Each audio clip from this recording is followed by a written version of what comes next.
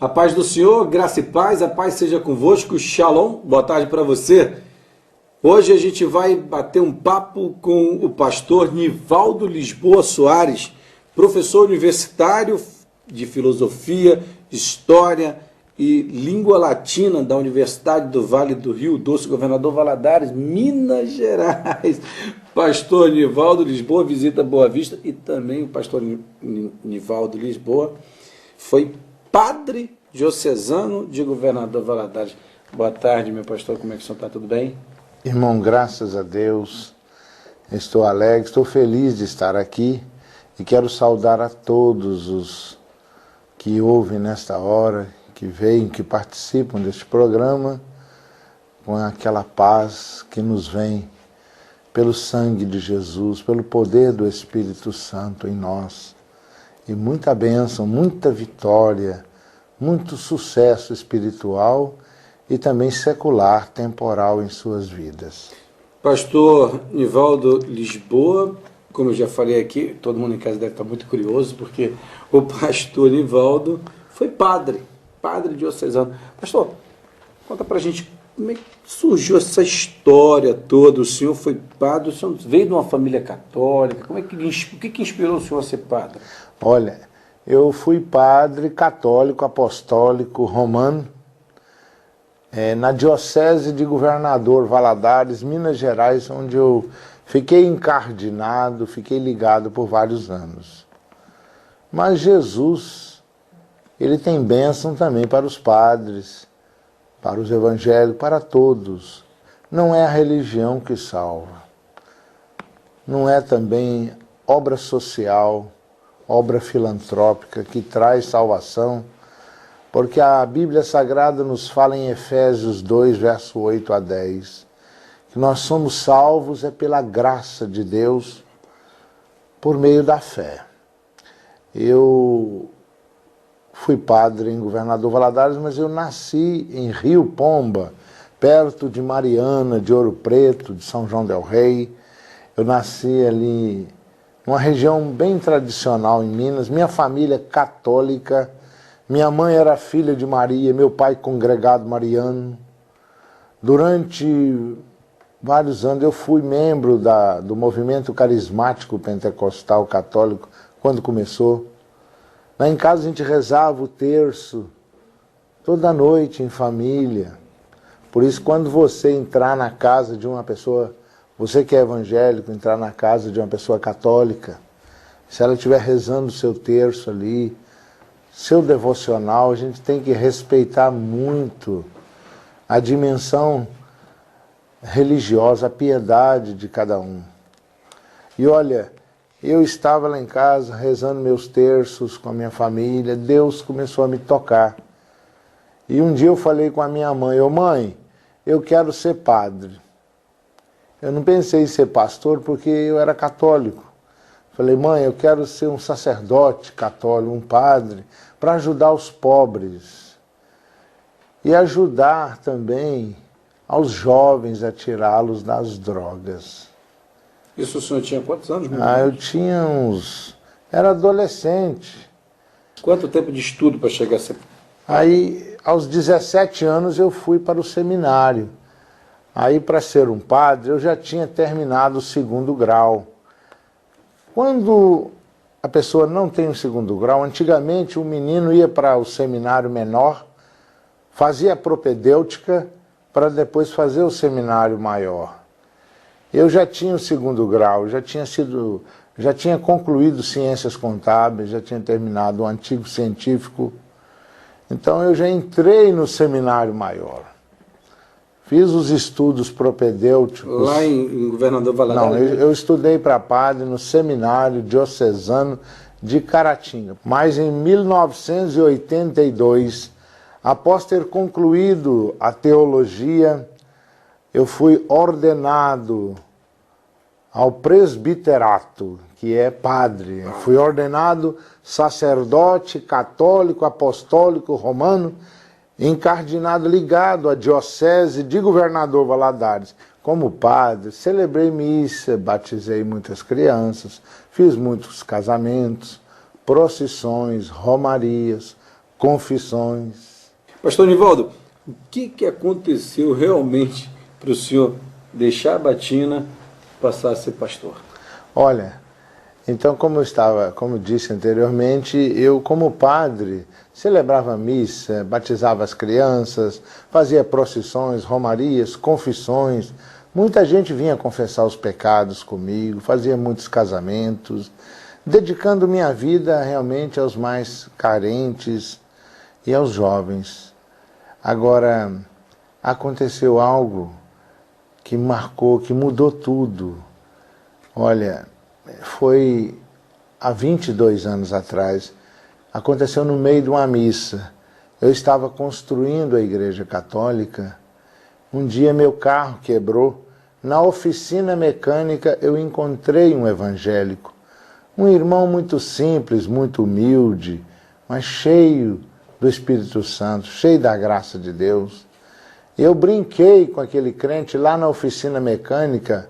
Eu falei com ele: ô irmão, eu quero convidar o senhor para o senhor assistir minha missa domingo. Ele falou: padre, eu sou crente, eu sou evangélico. Eu falei: mas vocês evangélicos, vocês vivem convidando os meus católicos para virem às suas igrejas. Eu falei: vai lá na minha paróquia, leva a sua Bíblia que eu vou deixar o senhor pregar lá. Eu ainda falei com ele: eu quero que o senhor pregue sobre dízimo.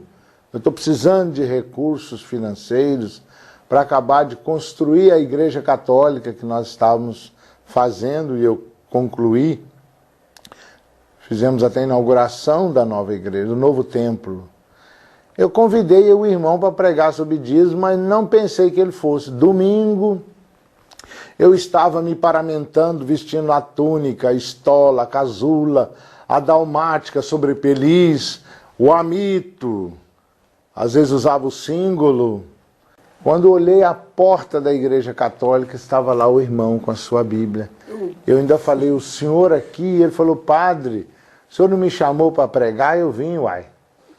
Ele chegou lá na missa, eu deixei ele pregar. Quando ele abriu a Bíblia lá no altar, ele abriu no Evangelho de São João, capítulo 8, no verso 32 a 36, e ele começou a pregar: e conhecereis a verdade, e a verdade vos libertará.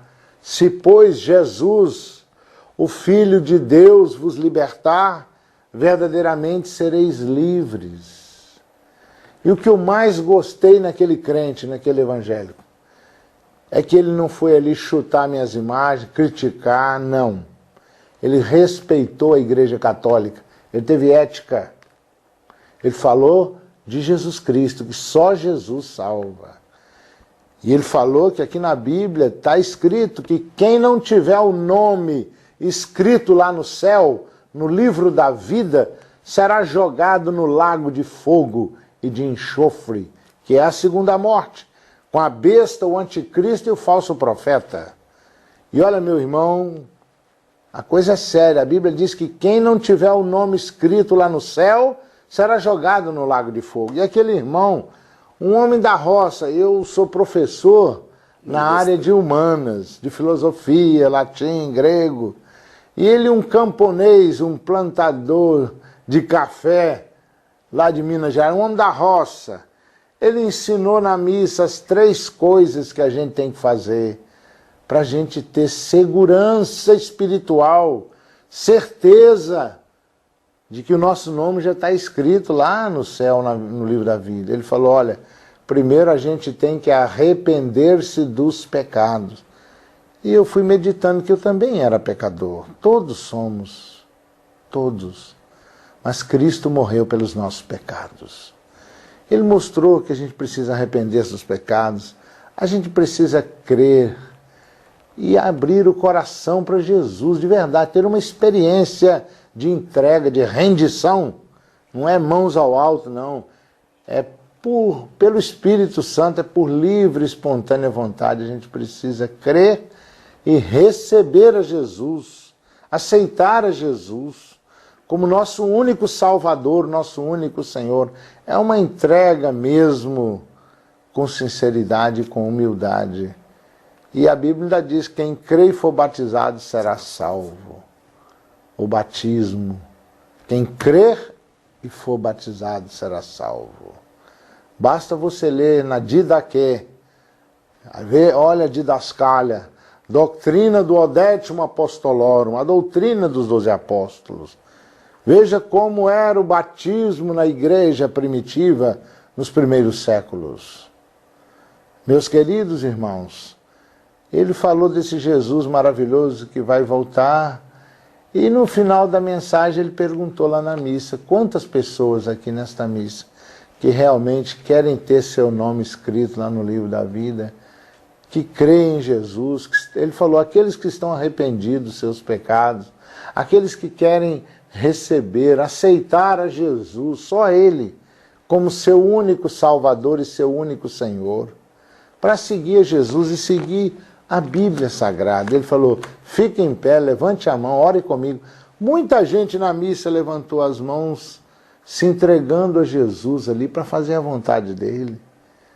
E ali, eu que era o padre, o Espírito Santo me tocou, me convenceu. E eu dei um pulo ali na missa, de batina e tudo, e levantei a mão, me entregando a Jesus, aceitando a Jesus como meu único Salvador e Senhor, o que implica que a gente tem que seguir o que Ele manda, como Maria, a Virgem Maria, a mãe de Jesus. Ela disse nas bodas de Caná, fazei tudo que meu filho mandar. Ama et quod vis fac. Então, Santo Agostinho, eu quero lhe dizer, eu me entreguei a Jesus, depois eu escrevi a carta para o bispo. O processo canônico se chama secularização.